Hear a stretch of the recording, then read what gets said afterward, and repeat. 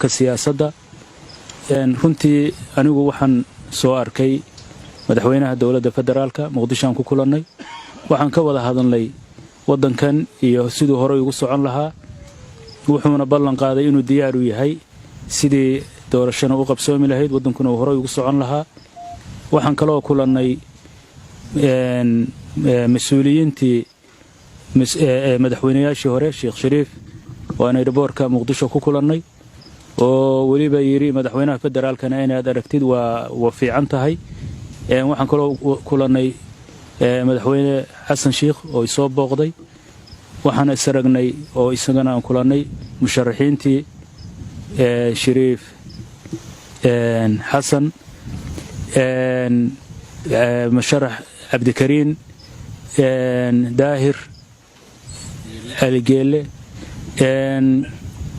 musharaxiin badan oo kaleeto aan halkan dhammaantoodba waxaan ka wada hadalnay in wadanka iyo masaalixdiisa iyo sidii ay horay ugu socon lahaa in laga shaqeeyo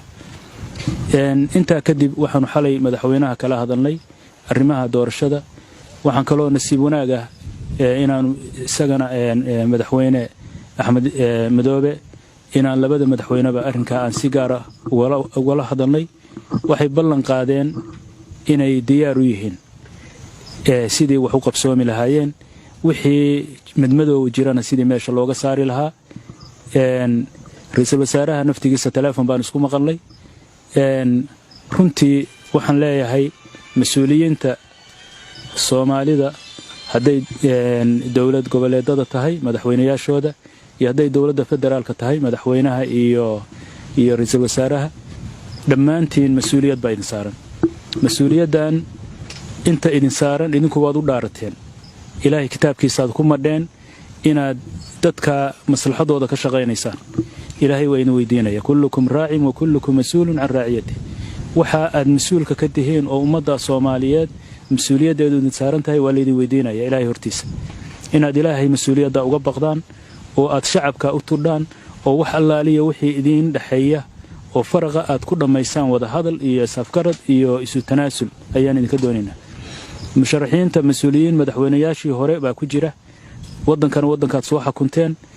haddana haddaad xukun raadinaysaan mas'uuliyadda iyo xilka horeyna waa idin saarnaa haddana waxaad u tihiin mas'uuliyiin inaad ka cid walibaaba uu ka naxo wadanka iyo ummadaas inaanay dib u noqon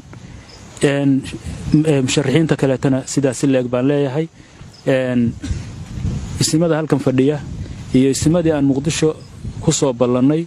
oo iyaguna sidaan oo kale ugu fadhiya inay arrimaha iyo maxay ka hadlaan dhammaantood annagana xil baa naga saaran wadankan xilka naga saarni ay idinka tiinu waa meerto iyo ayaamo iyo sanooyin laakiin annaga xil intaanu nool nahay xil baa naga saaran waajibaadka aanu leenahayna mar kasta waanu qaadanaynaa cid aanu marti uga nahayna ma jidho waxaan idin soo jeedinaynaa wiilashayadii baa tihiin inaad sida ugu dhaqsiyaha badan iyo sida ugu wanaagsan oo doorashadu u qabsoomi kadho inaad u qabataan hawsha annaguna waajibkayaga baanu gudanaynaa xilkayaga iyo mas'uuliyadiina saarneyd weeye inaanu ka hadalno wax kasta oo jira beesha caalamka oo iyaduna indhaha inagu haysa oo mar walba la garab taagan Soomaalida sidii ay